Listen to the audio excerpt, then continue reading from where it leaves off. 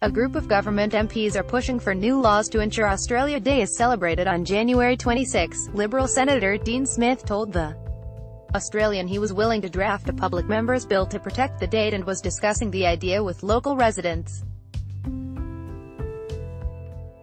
Senator Smith, who also drafted the bill to legalize same-sex marriage, has reportedly got early backing from other MPs including Barnaby Joyce, Jason Wood, Michelle Landry and Craig Kelly.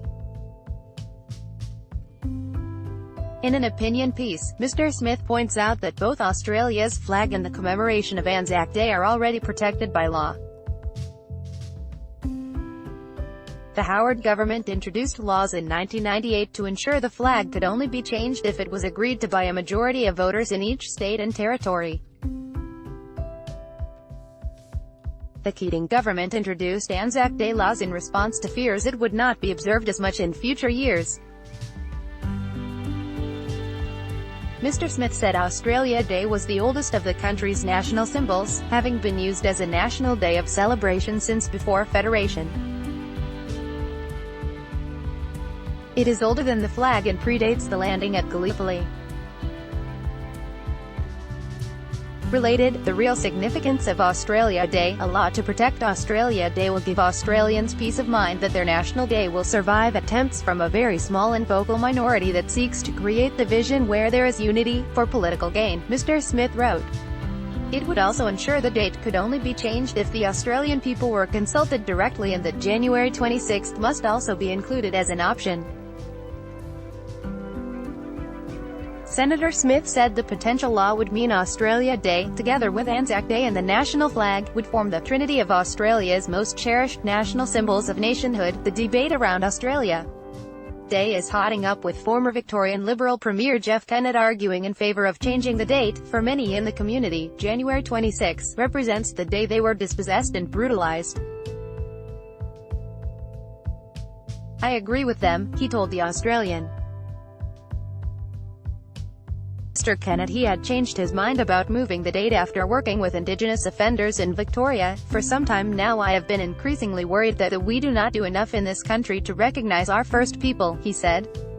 In an opinion piece published in the Herald Sun, Mr. Kennett looked at the dates of other national holidays in other countries and couldn't find one that marked the arrival of settlers in the country. So, as we approach Australia Day, in the spirit in genuinely starting to build trust and give our First Peoples the priority they deserve, I suggest we find another date, he wrote.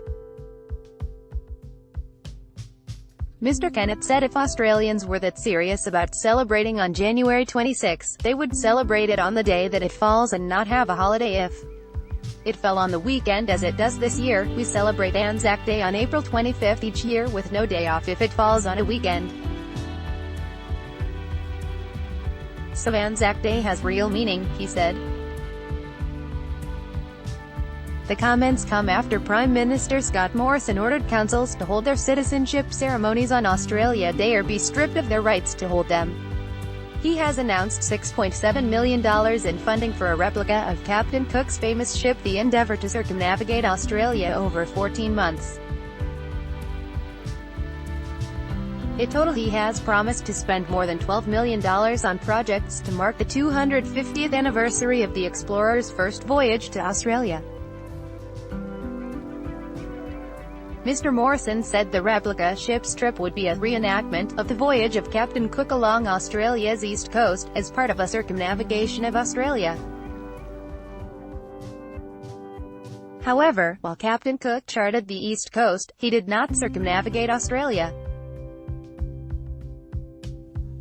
Matthew Flinders was the first to sail around the country between 1801 and 1803. Opposition leader Bill Shorten seized on the air saying, "Mr. Morrison has come to Queensland to get his historical facts wrong." Mr. Morrison said Mr. Shorten could sneer at Australia's history if he wanted. He can disrespect having an understanding of what our history means. Mr. Morrison said, "For years, decades, we have had political correctness in this country, which I fear is raising kids in our country today to despise our history, to despise how we have grown as a nation, and I am disappointed that Bill Shorten would want to feed into that." Mr. Shorten said he had bigger fish to fry than getting engaged in divisive debates about history. Kids should be taught it. I think every Australian child should be taught that Captain Cook didn't sail around Australia, that it was Matthew Flinders. So I do believe in teaching our history accurately.